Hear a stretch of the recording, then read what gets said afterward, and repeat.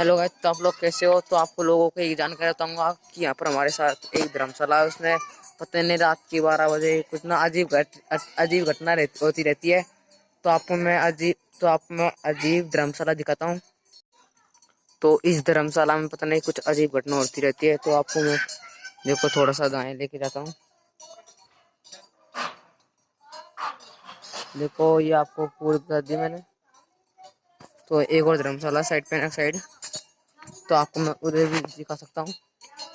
देखो ये ऐसी धर्मशाला है। पता नहीं इसमें रातों में कुछ अजीब सी आवाज आती है।